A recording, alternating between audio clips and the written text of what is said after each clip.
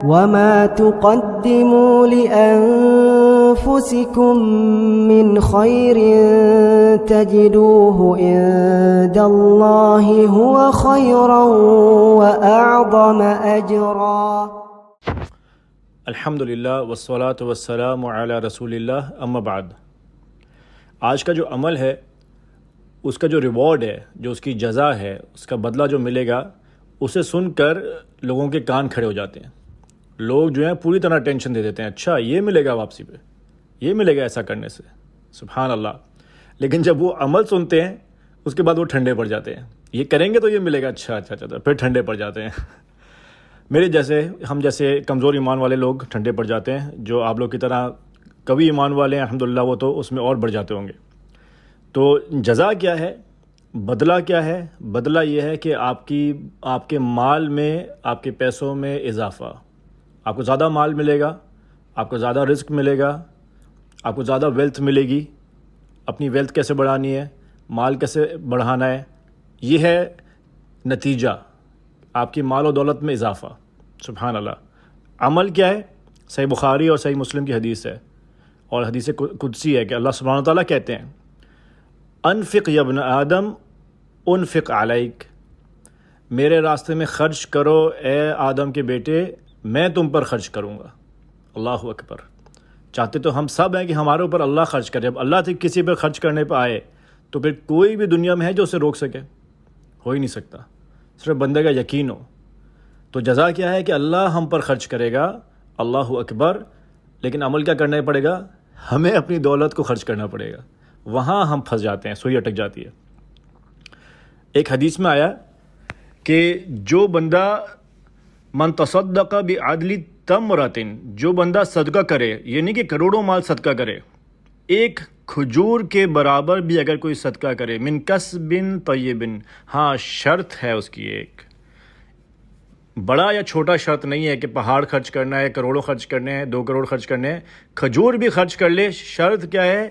کہ حلال کمائی سے ہو، پاک کمائی سے ہو. ولا یقبل اللہ الا الطیب.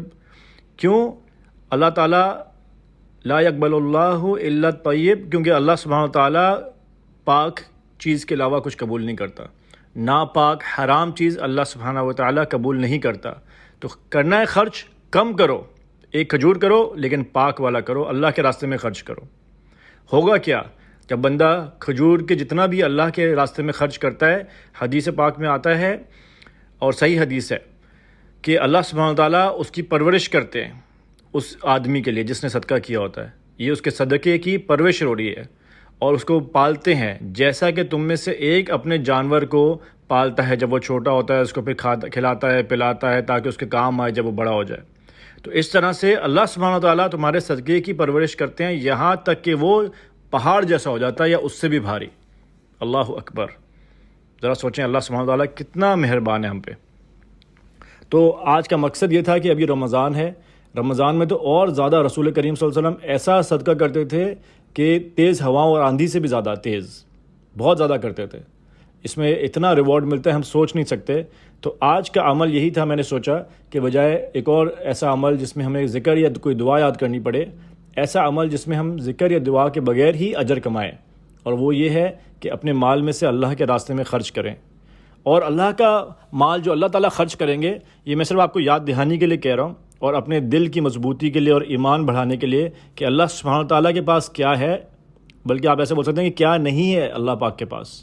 حدیث میں آتا ہے، بہت لمبی حدیث ہے، اس کا ایک حصہ ہے، لو ان اولکم و آخرکم و انسکم و جنکم، اگر تم میں سے سب سے پہلے جو دنیا میں آئے تھے نا، آدم علیہ السلام سے لے کے، اور سب سے آخر میں جو دنیا میں آئیں گے، یعنی تمام کے تمام انسانیت، اور انسانیت میں انسان بھی اور جن بھی، یہ سارے مل جائیں ایک دفعہ میں، اور ایک ساتھ ایک میدان میں کھڑے ہو جائیں، فی صعید واحد، ایک ہی میدان میں کھڑے ہو جائیں، اور سب کے سب ایک ساتھ اللہ پاک سے مانگیں جو ان کی ڈیزائر ہے، جو ان کی خواہش ہے. یہ پوری انسانیت اور پورے جن سب کچھ مل کے مانگیں اللہ تعالیٰ سے جو جس کی خواہش ہے. تو اللہ سبحانہ وتعالیٰ ہر ایک کی خواہش کو پورا کرے گا، اور جب ہر ایک کی خواہش کو پورا کر دے گا، ما نقص ذالک عندی، اللہ سبحانہ تعالیٰ کہتے ہیں کہ وہ یہ سب کی خواہش پورا کرنا میرے خزانے میں سے کتنی کمی کرے گا؟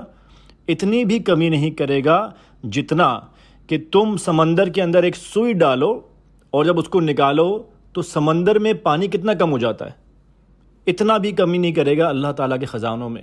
اللہ سبحانہ تعالیٰ بے نیاز ہے، اللہ تعالیٰ جتنا چاہے جب چاہے جس کو چاہے دیتا ہے۔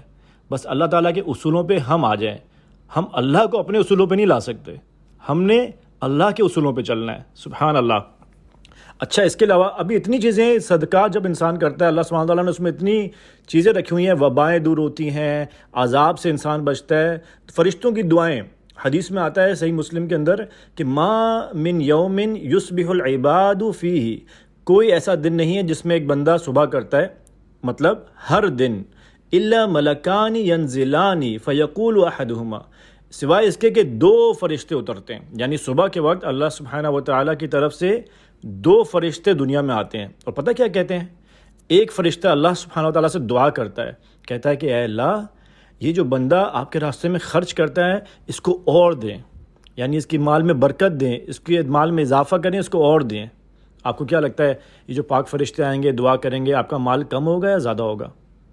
ہو ہی نہیں سکتا کہ کم ہو، صرف شروع میں جو دل کو سنبھالنا ہوتا ہے خرچ کرتے وقت وہ مشکل ہوتا ہے۔ ایک دفعہ یقین ہو جائے آپ کو، پھر آپ پیچھے نہیں ہٹیں گے۔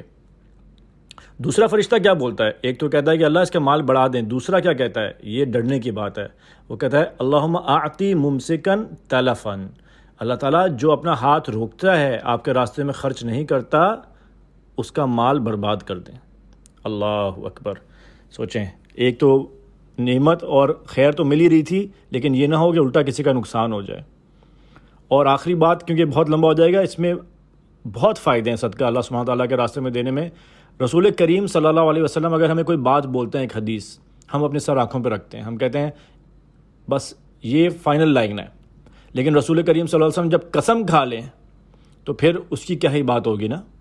اور رسول کریم صلی اللہ علیہ وسلم نے ایک حدیث میں قسم کھائی 3 چیزوں پر، ان میں سے ایک یہی تھی کہ ثلاث اقسم علیہن، میں 3 چیزوں پر قسم کھاتا ہوں، اور ان میں سے ایک چیز یہ تھی کہ ما نقص مال عبد من صدقہ، صدقہ دینے سے بندے کا مال ختم یا کم نہیں ہوتا۔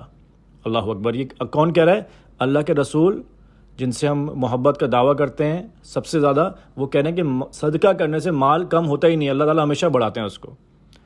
اور ہم نے یہ صحابہ میں آپ دیکھیں، تابعین میں دیکھیں، جس میں دیکھیں ایسے آپ کو واقعات ملیں گے، ہم شرم آ جاتی ہے ہم ان کے واقعات پڑھتے ہوئے۔ اس دن مجھے حضرت عائشہ رضی اللہ تعالیٰ عنہ کے بارے میں پتہ چلا۔ عروہ بن زبیر کہتی ہیں کہ عائشہ رضی اللہ تعالیٰ عنہ کو انہوں نے دیکھا، 70,000 درہم ان کے پاس آئے، اور اس زمانے میں 70,000 درہم یہاں کے کروڑوں سے کم نہیں ہوں گے۔ کہتے ہیں 70,000 درہم انہوں نے صدقہ کر دیا، اس حال میں کہ ان کی اپنی شال یا اپنی چادر میں پیوند لگے ہوئے تھے، پیچز تھے۔ اللہ اکبر۔ یہ ہوتا ہے یقین، اللہ سبحانہ تعالیٰ کبھی کم نہیں کرتا، اور اس سے پھر باقی جو بھلائیاں ملتی ہیں زندگی میں وہ ایک الگ ہوتی ہیں۔ مسئلہ یہ ہوتا ہے کہ جب بندہ اللہ سبحانہ تعالیٰ سے مانگتا ہے تو چاہتا ہے کہ اسے چھپڑ پھاڑ کر ملے، اور جب اسی رزق سے جو اللہ تعالیٰ اس کو دیتے ہیں، وہی پیسے جو اللہ کے ہی ہیں اسی نے دیے ہوئے ہیں، جب اسی کے راستے میں خرچ کرنے پہ آتا ہے تو دل تنگ ہو جاتا ہے۔ اس سے ہم نے بچنا ہے۔ بس اللہ سبحانہ تعالیٰ سے دعا مانگتے ہیں کہ اللہ سبحانہ تعالیٰ ہمیں بخیل ہونے سے بچا لے، اور اللہ تعالیٰ ہمیں ان لوگوں میں بنا دیں جو اللہ کے راستے میں اخلاص کے ساتھ خرچ کرتے ہیں۔ پاک مال اور حلال مال خرچ کرنے کی اللہ کے راستے میں توفیق دیں اللہ سبحانہ تعالیٰ ہم سب کو۔ سبحانک اللہم و بحمدک، اشہد ان لا الہ الا انت، استغفرک و اتوب الیک۔